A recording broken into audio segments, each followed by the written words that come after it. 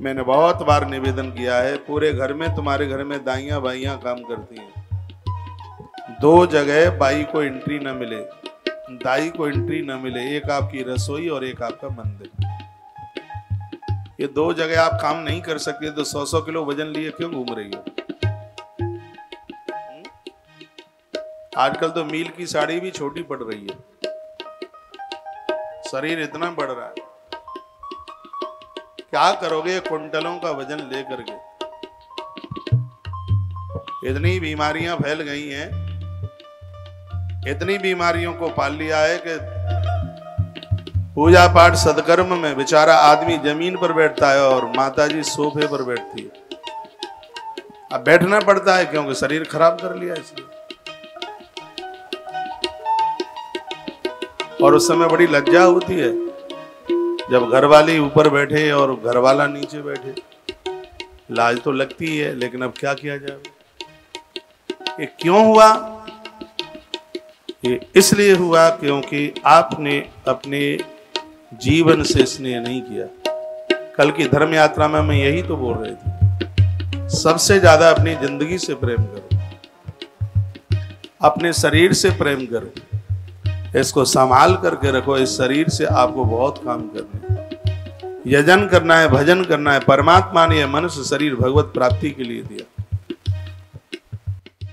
इसको कबाड़ा खाना मत बनाओ, जो हो सब उसी में पटक दो, कूड़ा दाना नहीं। अन्न पराया तो पेट पराया थोड़े ही होता है, कितना आपको चलता है उतना ही खाइए, शरीर का ख्याल रखिए। डायबिटीज है तो चटोरी जीभ को समझाइए, कहिए मीठा ना खा, उल्टा पुल्टा ना खा।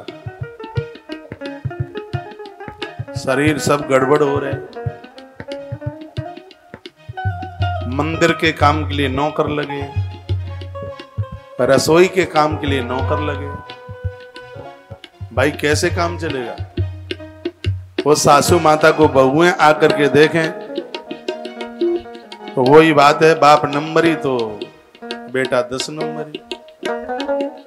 बहुएं तो वही तो करेंगी जो तुमसे देखेंगी।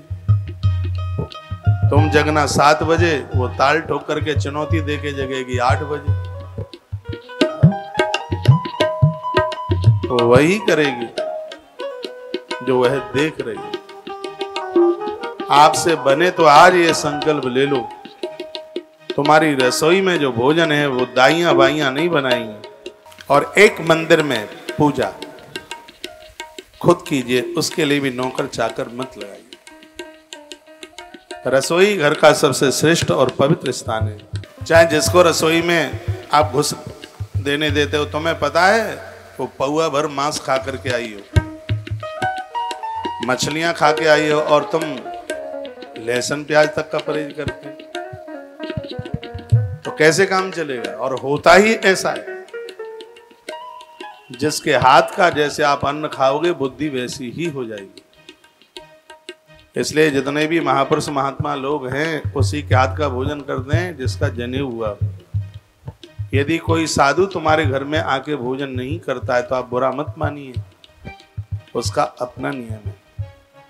मैं शंकराचार्य जनों के साथ, इन गुरुजनों के साथ रहा हूं, मैंने देखा है कंठ में तुलसी और जनेऊ न हो तो उस मर्द के हाथ का पानी नहीं पीते। जिसके घर से गौ माता को चंदिया न निकले, जिस घर में एकादशी का व्रत ना होता, ये महात्मा लोग उस घर का जल तक नहीं पीने को तैयार हो। फिर मुंह लटक जाए, जी हमने तो आपसे दीक्षा ली है और आप हमारे घर का पानी नहीं पीते। अब दीक्षा लगी है तो, दीक्षा ली है तो क्या अब वो घर के तो बर्तन साफ करेगा आके? साधु दीक्षा ली है, अपना बदलाव कीजिए, अपना परिवर्तन कीजिए, परम वैष्णव बनिए। गले में तुलसी पहनिए, माथे पर रोली चंदन तिलक लगाइए, परम वैष्णव बनिए, नित्य गंगा जल का आचमन कीजिए, और रसोई में ऐसी चीजें बनाइए जिनका भोग भगवान को लगता है।